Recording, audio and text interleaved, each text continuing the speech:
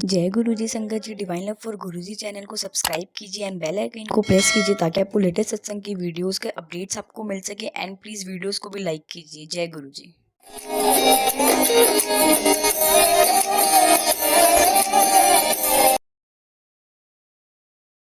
जय गुरु जी। शुक्राना गुरु जी। गुरु जी को शत शत प्रणाम। गुरु जी की संगत को मेरा नमस्कार। संगत जी, गुरु जी के साथ जर्नी हम सबकी छोटी बड़ी जैसी भी है, पर बहुत ही ब्यूटीफुल एक्सपीरियंस वाली जर्नी है। सबकी जर्नी में अलग अलग उतार चढ़ाव है। पिछले 15 महीने से हम सब एक दूसरे के साथ ये चीजें शेयर करते हैं और बहुत सी नई चीजें हम सीख रहे हैं। गुरु जी के सत्संग को मुझे नहीं पता आज किसके कारण से मुझे यह आज्ञा मिली। आज दरबार लगाया हुआ था, उसमें जैसे ही जोत जली तो एक फोन बजा, अननोन नंबर था, और क्योंकि जोत जला चुके थे, वाणी शुरू हो गई थी, मुझे लगा अभी नहीं उठाती। फिर पता नहीं क्या लगा कि चलो उठा लो, कोई अर्जेंट हो सकता है। जैसे ही फोन उठाया, आवाज आई, मैं विक्रम अंकल बड़े मंदिर से बोल रहा हूँ। शुक्राना गुरु जी। एक घबराहट सी हुई कि सत्संग इधर भी करना है उधर भी करना है, बट विक्रम अंकल ने एक ही बात बोली, आंटी इसमें क्या है, आप दरबार में बैठे हैं, दरबार में बैठे बैठे ही सत्संग कर लीजिएगा।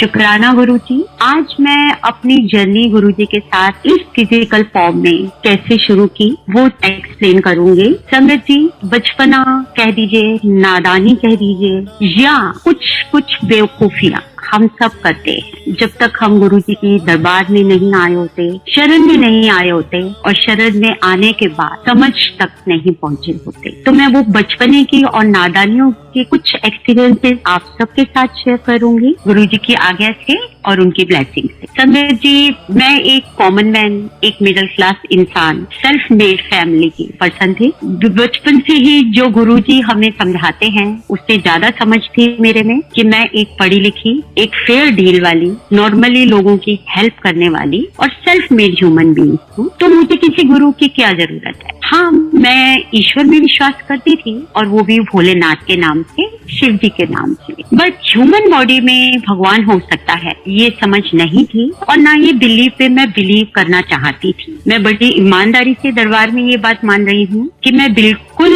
ह्यूमन बॉडी में भगवान आ सकते हैं नहीं मानती थी, और थोड़ा बहुत मैं उस चीज को पसंद भी नहीं करती थी। और कोई जाता था किसी गुरु के पास तो मैं उसे रोकना ही चाहती थी। जैसे आ गया जो जर्नी थी। तो संगत जी, हम सबको मालूम है जब गुरु जी एम्पायर एस्टेट में बैठते थे तब की बात है, मेरी सिस्टर के बॉस वहाँ जाते होंगे। एक बार वो मेरी सिस्टर को वहाँ ले गए, छोटी सिस्टर को, और उस वक्त संगत जी हम इतने डेयर नहीं होते थे, या हमें इतनी खुली आज्ञा गुरु जी से नहीं मिली हुई थी कि कोई भी किसी को भी उनके दरबार में ले आए, जब तक कि गुरु जी खुद नहीं बोलते थे या कोई सेवादार से आज्ञा नहीं दिलाते। तो ये बात है सन 2000 की, जब मैं गुरु जी से पहली बार मिली। उससे 1 साल पहले मेरी सिस्टर मुझे बहुत बार बोल चुकी थी कि तुम चलो, एक गुरु जी हैं वहाँ चलते हैं। Because Sangat ji, I was suffering from ulcerative colitis. आजकल ये बीमारी काफी कॉमन हो गई है, लेकिन उस टाइम ये बीमारी इतनी इंडिया में कॉमन नहीं थी। जो भी डॉक्टर देखता था, गैस्ट्रोएंटरोलॉजिस्ट, वो यही कहता था ये तो अमेरिकन बीमारी है, तुमने कैसे पाली। और इसकी दवाइयां वगैरह भी ऐसी थी जो मुझे सूट नहीं कर रही थी। तो अल्टीमेटली मुझे जब पीक सीजन आता था, जब सीवियर हो जाती थी ये प्रॉब्लम, तो मुझे स्टीरॉइड्स पे रख दिया जाता था। अब 2000 जून का मंथ था, पीक पे टाइम चल रहा था। संगत जी, मेरा ये हाल था कि मैं कुछ भी खाती थी तो वॉशरूम जाती थी और मुझसे डाइजेस्ट नहीं होता था, और पूरे दिन में आधी एक चपाती खा ली या थोड़ा सा कुछ खा लिया, अदरवाइज या तो वॉमिट होता था या मोशन पास हो जाता था। अब उस टाइम में गर्मियों की छुट्टियां थी, मम्मी के घर आई थी। एंड संगत जी, आजकल तो हमें पता है बिजली की जाती ही कम है, बट उस टाइम में बिजली बहुत जाती थी, और हम लोग के घर में इन्वर्टर जो होते थे बहुत लिमिटेड सप्लाई करते थे, और बिजली उससे ज्यादा आ जाती। तो मुझे यही प्रॉब्लम होती थी, थोड़ी भी गर्मी हो, एंग्जाइटी हो जाती थी, वॉमिटिंग आनी शुरू हो जाती, सफोकेशन होनी शुरू हो जाती। मेरी सिस्टर ने मुझे बहुत बार बोला था, एक बार वहाँ चल के देख, तेरी सारी प्रॉब्लम सॉल्व हो जाएंगी। बट मैं जिद में कि ऐसा क्या होगा, मैं अच्छा काम करती हूँ, किसी जरूरतमंद की हेल्प करती हूँ, ईमानदारी से अपनी लाइफ जी रही हूँ, मैंने कोई चीटिंग नहीं की है, मैं प्रॉपरली टाइम पर भगवान की पूजा भी दिन में 1 आध बार कर लेती हूँ, उन्हें प्रेयर भी कर देती हूँ और पॉजिटिव रहती हूँ। तो उसके उसके बाद मुझे किसी गुरु की जरूरत नहीं है। अल्टीमेटली ये 2000 की बात है। जून में मेरी सिस्टर उस दिन मेरे घर रात को आई, मम्मी के घर मैं गई हुई थी, वहां पे आई, वहीं रहती थी। शीतल तो उठ, अभी चल मेरे साथ। आई सिर्फ मैं कहीं नहीं जा सकती और तुम कहाँ ले जा रहे हो? वहां पे मुझे हर आधे घंटे में वॉशरूम जाना होता है, मैं गाड़ी में बैठ के नहीं जाती। शीतल नहीं, तुम्हें जाना पड़ेगा। और वो मुझे जबरदस्ती ले गई। संगत जी, उस टाइम हम लोग सूर्यनगर विवेक विहार की साइड रहते थे। विवेक विहार से अनेरिया मोड़ से एम्पायर एस्टेट घंटा 1.5 घंटा रास्ता लगता था। और आप बिलीव नहीं करेंगे, पानी पीते ही जो पर्सन वॉशरूम भागता है, मैं उसके साथ गई। बस एक चीज पूछी थी, मुझे ये बता दे कि वहाँ पे वॉशरूम तो अवेलेबल होगा। और हम में से जो भी एम्पायर स्टेट गए हैं, हमने देखा था शुरू में जहाँ गुरुजी दरबार में बैठते थे उसके सामने ही किचन के सामने एक वॉशरूम हुआ करता था, जहाँ पे सबके बीच में हमें उस वॉशरूम को यूज करना पड़ता था। तो ये तो बहुत छोटी छोटी बातें हैं। पॉइंट इज दिस कि मैं ये कॉन्फिडेंस लेके कि वहाँ वॉशरूम होगा। और क्योंकि जब सब डरों से हार गए,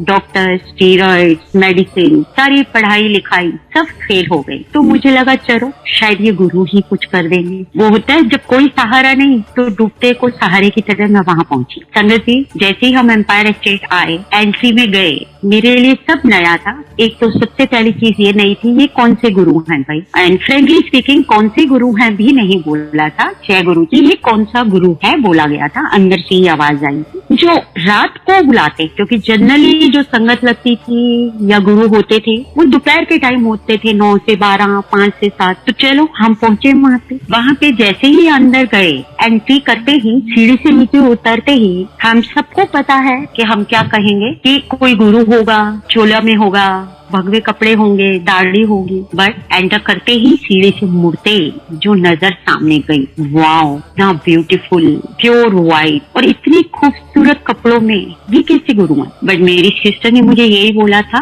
क्योंकि मैं व्हाई एंड हाउ में बहुत बिलीव करती थी, डिबेट्स में बहुत पार्टिसिपेट करती, रीजनिंग्स के लिए मैं हमेशा रेडी रहती थी। तो उसने मुझे पहले ही बोला था कुछ मत बोलना, चुपचाप जो बाकी लोग करेंगे फॉलो करना। वो पीछे पीछे, मैं आगे आगे, सब लोग आगे बढ़े। संगत जी, हमने गुरुजी को माथा टेका। माथा टेकने में मुझे कभी कोई ऐसा ईगो हैसल कभी भी नहीं आया था। हमसे कोई भी बड़ा है तो हम सर झुका लेते हैं। माथा टेका, कोई भाव ऐसा ज्यादा नहीं था। पहली बार संगत जी मुझे ऊपर जगह मिली बैठने के लिए। सीढ़ियों के पास ऊपर आते ही सीधा बिठाया गया। मेडिटेशन की वाणी चल रही थी, बहुत स्लो चलती थी, बहुत तेज नहीं चलती थी। वहां पर बैठे हुए थे, सिस्टर भी ऊपर आई। सिस्टर चुपचाप से वाणी सुनते रहना और चुप रहना, कुछ मत बोलना। उसको यही डर था कि मैं कहीं ना कहीं डिबेट या आर्गुमेंट शुरू कर दूंगी। संगत जी, हम लोग वहां बैठे थे। मेडिटेशन में भी बस यही था कि अगर ये सही गुरु हैं और मैं शिव जी को मानती हूँ, मैं उस वक्त भी ओम नमो शिवाय प्रेयर कर रही थी कि अच्छी जगह पर आए हैं तो प्रेयर तो करनी है, जब बैठे भी हैं तो।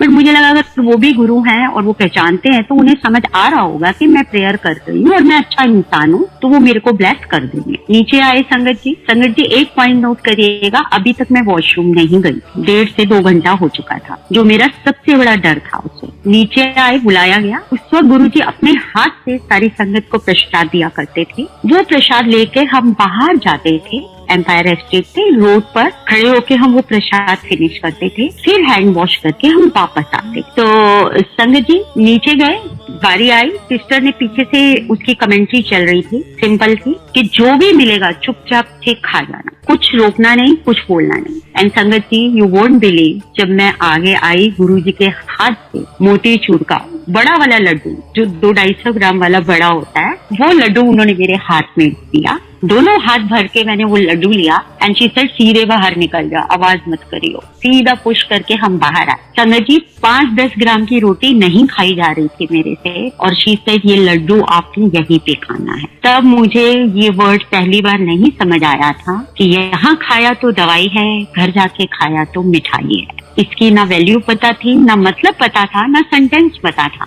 बट क्योंकि सिस्टर लेके आई थी, उसको उनके बॉस से आज्ञा मिली थी और वो गुरुजी का आदेश था कि गुरुजी ने उनको बोला था कि सडले जनु सडना, और उन्होंने बोला था, मेरे माइंड में आपकी सिस्टर का ही ध्यान आया था कि वो बहुत बीमार रहती हैं। संगत जी, 1 साल लगातार गुरुजी का इन्विटेशन था। नादान नहीं कहूंगी मैं, अज्ञानी भी नहीं कहूंगी, बचपना भी नहीं कहूंगी। वो लड्डू प्रसाद मैंने उस वक्त वो जबरदस्ती खाया, मुझे नहीं पता मैंने कैसे खाया, जो पिछले 3-4 महीने से 250 ग्राम पूरे दिन में क्या 4 एंट्री के टाइम पर सबसे बड़ी बात ये देखी हमने कि मुझे पहले तो ये लगा ये कैसी जगह आ गए। मैं किसी पॉलिटिशियंस में इतना इंटरेस्ट नहीं रखती थी, ना रखती हूँ, पर मुझे उनके फेसेस भी पता नहीं होते थे। तब मीडिया और फेसबुक वगैरह भी इतना नहीं था। बस एक मेनका गांधी जी को मैं पहचानती थी, जिनको मैंने वहां बैठे देखा, और कुछ इस तरह के लोग जो full of diamonds and jewellery elite class वाले स्टाइल के लग रहे थे। तो मैं यही सोच रही थी कि कहाँ आ गए यार, ये जगह मेरे लिए तो है नहीं, क्योंकि हम लोग मिडिल क्लास लोग हैं। यहाँ पे कौन सी बर्बाद में ये ले आई है, यहाँ हम कैसे खप पाएंगे। मुझे नहीं पता गुरुजी ने क्यों बुलाया था, कैसे चूज किया था, और इस क्वेश्चन का आंसर मुझे आज तक नहीं मिला है। This is the last question जो आज की डेट में मेरे मन में है, जिसका आंसर गुरुजी से मैं पूछती हूँ। और कोई क्वेश्चन, कोई व्हाई एंड हाउ मेरे माइंड में अब नहीं रहा। बट यही क्वेश्चन है कि मुझ में ऐसा क्या था वो तुमने मुझे अपने दर पे बुलाया, और अगर बुलाया है तो इस लायक रखना कि मेरा भी मान रहे, आपका भी मान रहे, और संगत का भी मान रहे। जय गुरु जी। हाँ संगत जी, तो हम आए, बैठे। संगत जी, अल्सर सीवियर था, मसाले बंद थे, खाना बंद था, लेकिन वही जो गुरु जी का जादू है। तीखी मुझे सब्जियां याद नहीं है आज भी, लेकिन ये याद है कि उसमें खूब सारी चटनी थी, मिर्ची की, और वो बोला गया था इसको खाना है, फिनिश करना है। 200-250 ग्राम का लड्डू, ऊपर से 2 चपाती, इतनी सारी सब्जी। और तब गुरुजी के जो लंगर प्रसाद आता था उसमें भी 4 बर्फी या 4 लड्डू जरूर होते थे, छोटे वाले। हलवा प्रसाद अब मिलता है, पहले लंगर प्रसाद में जनरली लड्डू या इमरती या मिठाई हुआ करती थी कोई, और पहले गुरुजी भी मीठा बांट देते थे। मुझे तो यही नहीं समझ आ रहा था कि मैं इतना कैसे खाऊंगी और कैसे डाइजेस्ट करूंगी, कहीं वॉमिट ना आ जाए। बट संगत जी, क्योंकि वो सिस्टर गुरुजी की ये कैन से के मैसेंजर या सेवादार बन के आई थी, जो मुझे पुश किए जा रही थी, बिकॉज उसको पता था मैं बहुत आर्ग्यूमेंट करती हूँ, हर बात पे जिद करूंगी। दीदी चुप रहना और खाते जानी। खत्म किया वो प्रसाद, हाथ धोए, वापस आए, गुरुजी से फिर से आज्ञा ली और बाहर गाड़ी में आके बैठे। संगत जी, जैसे ही हम वापस आए हैं, सिर्फ एक बार मैं वॉशरूम गई, वो भी जैसे नॉर्मल पर्सन 5-6 घंटे में जाता है। वापस आए, कोई टेंशन नहीं हुई। वापस आए, घर आए, रास्ते में पता चला कि लाइट ऑफ है। 2 घंटे से लाइट 3 घंटे से गई हुई है। इन्वर्टर तब चलते थे 5-6 घंटे, अगर आप पूरे घर के चला दो लाइटें। मुझे लगा अब तो बेटा तेरी हालत खराब होगी, इतना खाना खाया है, मिर्ची वाला खाना खाया है, और तू इतनी देर से वॉशरूम नहीं गई है, और तुझे वॉमिटिंग आई। मतलब I was ready to do all these things, but कुछ नहीं होगा। आई डोंट नो क्या था, बट क्योंकि जैसा कि गुरुजी बोलते हैं कि दिमाग जूतों के साथ छोड़ के आओ, बट तब तो समझ थी नहीं, दिमाग तो साथ चलता था और बहुत तेज चलता था। रात को कोई प्रॉब्लम नहीं हुई, मैं आराम से सो गई। मैं ये नहीं कहूंगी कि रातों रात बीमारी खत्म हो गई, लेकिन वो जो हावी था, एकदम से पीक था, वो कंट्रोल हुआ। दिमाग ने एक जवाब दिया। संगत जी, सॉरी गुरुजी, माफ कीजिएगा, आज कहते हुए भी शर्म आ रही है और अपनी नादानी पे हंसी भी आ रही है, और गुरुजी की ब्लेसिंग्स पे और विश्वास बढ़ रहा है कि दिमाग ने ये बोला कि ऐसा कैसे हो सकता है, पक्का इन्होंने ना इसमें स्टीरॉइड्स मिलाए होंगे खाने में, तभी तुझे डाइजेस्ट हो गया। बिकॉज हेवी स्टीरॉइड्स से आपकी प्रॉब्लम एकदम से कंट्रोल हो जाती है। तब स्टीरॉइड्स के बारे में हम लोग इतना नहीं जानते थे, कॉमन लोग, बट आज तो जो गुरुजी बोलते थे कि माड़ा वक्त आएगा, बुरा वक्त आएगा, और कोरोना के बाद तो सबको स्टीरॉइड्स का मतलब पता चल गया है। तो उस वक्त इतना पता नहीं होता था, बट मैंने क्योंकि यूज की थी तो मुझे पता था। बट देन दिमाग ने फिर लॉजिक दिया कि वो खाना तो 10 साल का बच्चा भी खा रहा था, 5 साल का बच्चा भी खा रहा था, 80 केजी के वेट का भी खा रहा था, 40 केजी के, क्योंकि स्टीरॉइड्स में ये होता है अपने बॉडी वेट से ज्यादा ग्राम्स का नहीं दे सकते आप। ये जो मेरी कॉमन सेंस थी, नॉलेज थी रिगार्डिंग स्टीरॉइड। तो फिर मेरे माइंड ने जवाब दिया कि वो ऐसे कैसे खिला सकते हैं स्टीरॉइड सबको होलसेल में, कि कोई किसी का वेट कितना है, रिएक्शन भी तो हो सकता है। मतलब संगत जी, जितने गंदे आइडिया होते थे वो सब आते रहे, उल्टे सीधे ख्याल, और गुरुजी मुस्कुराते रहे जैसे अब मुस्कुरा रहे हैं। चलो अंडर कंट्रोल थोड़ा बहुत हो गया, थोड़ा दिमाग चलता रहा। संगत जी, 1 महीने बाद, 1.5 महीने बाद, ये जून का मंथ था, जुलाई में, अगस्त बिगनिंग था, जुलाई एंड था। बर्थडे का तब तक मुझे नहीं था पता गुरुजी के, वो निकल गया। अगस्त के महीने में मैंने अपने हस्बैंड को ऐसे ही बोला, थोड़ा सा कंट्रोल में था, कि गुरुजी के पास मैं गई थी, बताया तो था मैंने उन्हें, तो आप भी चलोगे? तो कहते हैं मेरे हस्बैंड इस तरह से हैं कि जहां बोलोगे वहां मत्था टेक देते हैं, जहां बोलोगे वहां पे श्रद्धा हो प्रेयर कर लेते हैं। वो हर जगह पर हाथ जोड़ लेते हैं, मत्था टेक लेते हैं। मैं हर जगह पर लॉजिक्स बहुत लगाती थी।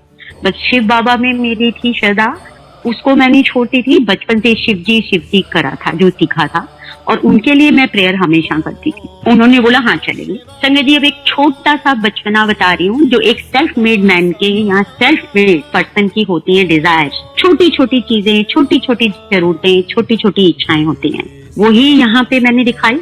वहां गए, उन दिनों में संगत जी हमारे पास फिएट कार थी। एंड जैसे कि हम सब जानते हैं फिएट कार थोड़ी पुरानी हो जाए तो डिस्टेंस पे तंग करती है। तो पश्चिम बिहार से एम्पायर एस्टेट जाना था, अंधेरा सड़कें थी। अभी तो सड़कें और लाइट बहुत अच्छी हो गई है, तब बहुत अंधेरा होता था और फील्ड में जाते हुए मुझे थोड़ा डर लगा। तो मैंने अपने हस्बैंड को बोला, उन दिनों में मारुति वैन नए नए आए, तो मैंने उनको ये बोला कि हम ना गाड़ी किराए पे लेके जाएंगे विद ड्राइवर, क्योंकि बहुत मुश्किल होगा रात को अगर गाड़ी कहीं रुक गई तो। उधर तो बिल्कुल अंधेरा और जंगल है। ठीक है, गाड़ी ली हमने, गए। संगत जी अंदर गए, जा करके जैसे होता है मत्था टेका गुरु जी को। मत्था टेक करके आप बिलीव नहीं करेंगे, इससे बड़ा बेवकूफ कौन होगा। इतनी दूर से चल के आए हैं, मत्था टेका है। मत्था टेकते ही जो मेरे मन में ख्याल था, मैंने कुछ मांगा नहीं था, बट मत्था टेका था और ये सोचा था कि चलो जा रही हूँ, सब कह रहे हैं ये बहुत पावरफुल है तो शायद ये मेरे को ठीक कर दे। मत्था टेकते टेकते मैंने यही बोला कि गुरुजी आज तो मैं आ गई हूँ, बट ये बड़ा एक्सपेंसिव सौदा पड़ेगा। सॉरी संगत जी, टिपिकल आंसर था, क्वेश्चन था कि that time that car was on rent for 500 rupees, और 2000 में काफी अमाउंट होता था एक सर्विस क्लास के लिए 500 रुपीज पर विजिट का देना। तो मैंने मत्था टेक के बोला गुरुजी जो भी है आई हूँ आज मैं, लेकिन ये तो बहुत महंगा सौदा पड़ेगा आपसे मिलने का, कि 500 every time I can't stand. कुछ नहीं मांगा था मैंने संगत जी। मत्था टेक के वो ख्याल उस दिन मेरे दिमाग में चलता रहा था कि यार ये महंगा पड़ेगा, ऐसे कैसे आएंगे इतनी दूर हम हर बार रेंट दे करके, और फील्ड में मैं नहीं आऊंगी। वापस आ गए हम। इतने में मेरे हस्बैंड ने मुझे बोला कि श्वेता तू यहाँ किसी को जानती है? मैंने कहा नहीं, मैंने तो किसी से बात भी नहीं की थी जब पिछली बार भी आई थी। तो he said, मुझे यहाँ पे एक अंकल ने रोका, and he was Singla uncle, और उन्होंने मुझे रोक के बोला कि गुरुजी कहते हैं जुतियां दे नाल ना अपना दिमाग पार रख के आया करो, पर टीचर का दिमाग होता है ना, इन्हों थोड़ा ना लॉजिक ज्यादा लगता है, समझाने में टाइम लगता है। सॉरी संगत जी, मुझसे पंजाबी ठीक से बोली नहीं जा रही। उसका पर्पस मीनिंग यही था कि टीचर्स के दिमाग को संभालने के लिए बहुत टाइम लगता है, उनके लॉजिक्स बहुत होते हैं, और गुरुजी हमेशा यही बोलते हैं कि जूतों के साथ अपना दिमाग छूट के आया करता है। संगत जी मैंने वहां किसी को कुछ नहीं बताया था, किसी से बात नहीं की थी, मेरे हस्बैंड ने किसी से बात नहीं की थी। सिंगला अंकल ने मेरे हस्बैंड को ये मैसेज दिया, and by profession I am teacher. मुझे नहीं पता पहली बार में गुरुजी ने ये मैसेज क्यों दिया, लेकिन वो उस वक्त भी दिमाग में ये चीज नहीं आई कि गुरुजी मुझे पहचान गए। वापस आए संगत जी, सितंबर का महीना, अगस्त था, सितंबर का महीना आया। मैं अपने मॉम डैड के पास गई हुई थी, वही फिएट लेके अपने हस्बैंड के साथ। इमीडिएटली मेरे पड़ोस में उनकी कोठी जो थी, दूसरी कोठी में उनके बैंक के कलीग रहते थे जिनका ट्रांसफर हो गया था, और उन दिनों में ये मारुति नई नई आई थी, 4-5 साल हुए थे। एंड माय ड्रीम वाज कि मैंने व्हाइट मारुति लेनी है, जब भी लेनी है 800। और डैडी ने सीधा बोला कि साथ वाले जा रहे हैं और ये अपनी गाड़ी अभी रिसेंटली नई ली है, इन्होंने सेल ऑफ करना चाहते हैं, तुम लोगे क्या?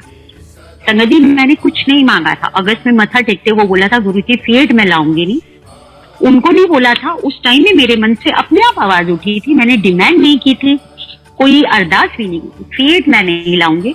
और इतना रेंट देके महीने में कितनी बार मैं आ सकती हूँ आपके पास? अब उनको बुलाना था। संगत जी उसी वक्त वो फिएट वहीं छोड़ी, मारुति में वापस आ गए। कोई मांग नहीं है, कोई सपना नहीं है, कोई कन्वर्सेशन नहीं है, बट हर पल, हर मिनट, हर वक्त साथ है। ये तो छोटी छोटी स्टूपिड सी चीजें थी जो बातें करते थे, तो सुनते थे और सुनाते थे। बट संगत जी और बहुत सी स्टूपिड चीजें थी जो मांगते गए और धीरे धीरे समझ आती गई थोड़ा थोड़ा इस रास्ते पे बढ़ते गए। और आपको मैं बता रही हूँ एक सत्संग, ये है ईयर मुझे याद नहीं है, बट एक बार आधी रात को मेरी नींद खुली और बहुत रेस्टलेसनेस और बेचैनी हो रही थी। उन दिनों में मेरे बेटे की फ्रेंड की किसी कोई बहन की शादी थी या किसी की कजन की शादी थी, वो लोग पंजाब साइड गए हुए थे। तो रात को बच्चों ने बोला था हम 10-11 बजे निकलेंगे, 2-2:30 बजे तक आ जाएंगे वापस और घर जाके सोएंगे। देन इन्होंने फोन किया 11-12 बजे कि नहीं मम्मा हम यहीं स्टे कर रहे हैं सारा ग्रुप, कि रात को जर्नी नहीं निकलेंगे, हम सुबह सुबह 5 बजे निकल के आएंगे। तो जैसे पेरेंट्स करते हैं हम लोग सो गए कि चलो बच्चे अब वहां पे हैं, होटल्स में आराम से सो रहे हैं, कोई प्रॉब्लम वाली बात नहीं है। और वरना बेचैनी होती है, कितना भी हम कहेंगे कि बच्चे आ रहे हैं रोड पे हैं, एक वेट होती है एज अ पेरेंट। तो उस वक्त हम सो गए कि चलो वो होटल में है, बाहर सड़क पे नहीं है। संगत जी रात को 2-2:30 बजे मेरी नींद टूटी और मुझे इतनी रेस्टलेसनेस हो, बेचैनी हो, मुझे समझ नहीं आया क्या हो रहा है। अंदर से एकदम आवाज आई कि जब कुछ नहीं समझ आता तो तू बैठ के मंत्र जाप कर ले, और क्या कर सकती। संगत जी मैं मंत्र जाप करती रही, मंत्र जाप करते करते अपने आप ही नींद आ गई। बच्चे रात को उसके बाद 2:30-3 बजे, मतलब कि मेरी नींद 2-2:30 बजे के करीब खुली होगी, 3:30-4 बजे बेल हुई और बच्चे घर आ गए। आके बोला कि हमें लगा रात को लेट हो जाएंगे, अभी निकलते हैं, सुबह घर जाके आराम से सोएंगे। संगत जी मुझे उसको कुछ भी स्ट्राइक नहीं किया, वो भी सो गए, मैं फिर से सो गई। थोड़े दिनों बाद मेरे बेटे ने मुझे बताया कि मम्मा जब हम वहां से निकले थे ना, आज तो हमें एक तरह से नई लाइफ मिली है। सामने जो ट्रक आ रहे थे और जो गाड़ी आ रही थी, एक बाल के डिस्टेंस से, मिलीमीटर के डिस्टेंस से हमारी पूरी यू कैन से कि टक्कर हो जाती गाड़ी की। कैसे बच्चे हैं हमें नहीं पता। ये होते हैं गुरुजी संगत जी, उन्हें आपके कर्म को पटवाना होता है। आप अनजान होते हो, नादान होते हो, बट उन्होंने आपको अपनी शरण में लिया है। आपका ध्यान, आप सो जाओ तो भी वो आपका ध्यान रखते हैं। इसीलिए उन्होंने मुझे रात को जगाया और बिठाया और बोला मंत्र जाप करो। अभी थोड़े दिन पहले आंटी का सत्संग आ रहा था कि कुछ भी नहीं करना, सिर्फ मंत्र जाप करो। मंत्र जाप हमेशा आपके हर दर्द को, हर दुख को कम करेगा, आपके हर कर्म को काटेगा। और हम इतने अज्ञानी हैं, आराम से बैठे हैं, इतना ध्यान नहीं रखते कि गुरु ने हमें अपनी शरण में ली है। सोते रहते हैं, मस्त रहते हैं, बिजी रहते हैं, अपने रिश्तों में, मोह में डूबे रहते हैं। बट हमारा गुरु हमें बार बार जगाता है, झंझोड़ता है, उठाता है और याद दिलाता है कि अपना कदम काटो। 90% मैंने ले लिया है, 10% तो तुम काटो। तो इसलिए संगत जी मैं यही कहूंगी कि गुरु जी तो हमें हमेशा याद दिलाते हैं, लेकिन हमें भी थोड़ा सा याद रखना है। जर्नी डिफिकल्ट है, हम सचमुच नादान हैं, मूर्ख है, लेकिन बस यही गुरु जी से प्रेयर है, अपनी शरण में लिया है, अपना हाथ सर पे रखा है, तो हमें अपने लायक बनाए रखना और आगे बढ़ाए रखना। संगत जी एक और सत्संग मैं आपको सुनाती हूँ, ये थोड़ा अलग सा है, थोड़ा सा क्यूट है, थोड़ा सा प्यारा सा है, थोड़ा सा दोस्ती वाला है।